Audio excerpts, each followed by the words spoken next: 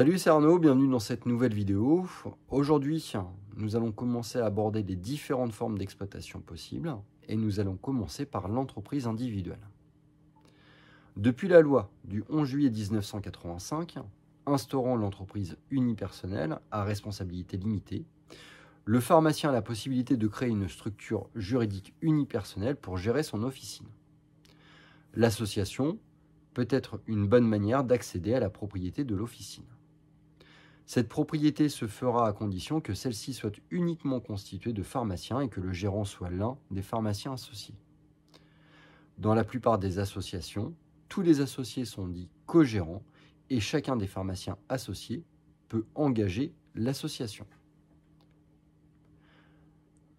L'entreprise individuelle, l'entreprise et la personne physique sont toujours confondues. L'entreprise individuelle se caractérise donc en droit, par une absence de séparation entre le patrimoine personnel de l'individu et le patrimoine professionnel. Cette séparation entre le patrimoine personnel et le patrimoine professionnel ne génère aucun frais de fonctionnement. De même, l'entrepreneur individuel n'a pas à prendre de précautions particulières pour gérer ses affaires.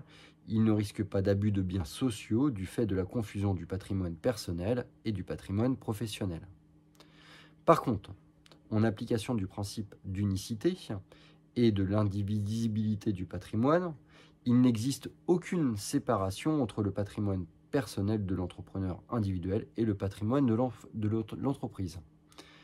Par conséquent, les dettes de l'entreprise pourront être récupérées sur les biens propres de l'entrepreneur individuel et celui-ci ne pourra pas limiter les poursuites des créanciers à l'entreprise.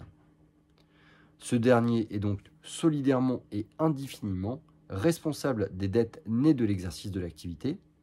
Cette responsabilité s'applique sur l'universalité du patrimoine qui est le gage général des créanciers. Le danger est d'ailleurs accru si l'entrepreneur est marié, mais sans contrat de mariage, prévoyant la séparation des biens entre les époux. Dans ce cas, les créanciers peuvent exercer leur poursuite non seulement sur les biens propres de l'époux entrepreneur, mais également sur les biens communs des deux époux. Pour éviter ceci, il est donc recommandé à l'entrepreneur individuel de se marier avec un contrat de mariage sous le régime de la séparation de biens. Toutefois, depuis la loi du 1er août 2003, ou loi pour l'initiative économique, une personne physique exerçant une activité professionnelle agricole ou indépendante peut déclarer insaisissable ses droits sur l'immeuble où est fixée sa résidence principale en l'enregistrant au bureau des hypothèques. Cette loi qui protège l'entrepreneur va diminuer le gage général des créanciers. Elle risque donc de diminuer également l'engagement financier des investisseurs et des fournisseurs. Sur le plan social, l'entrepreneur individuel est obligatoirement placé sous le régime social des travailleurs indépendants et peut déduire les cotisations complémentaires de son revenu professionnel imposable. L'entrepreneur individuel ne peut être salarié de sa propre entreprise, il peut par contre être employeur au même titre qu'une société. Sur le plan fiscal, l'exploitation d'une entreprise individuelle présente les avantages suivants. Les intérêts des emprunts contractés pour l'acquisition des éléments du fonds sont admis en déduction du résultat d'exploitation. Les déficits d'exploitation s'imputent sur le revenu global de l'entrepreneur et les autres revenus de son foyer fiscal soumis à l'impôt progressif.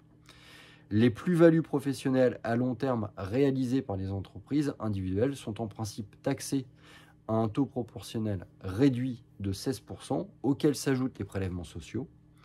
Sous réserve de quelques exceptions, les mêmes plus-values réalisées par les entreprises soumises à l'impôt sur les sociétés sont soumises au taux normal de 33,33%.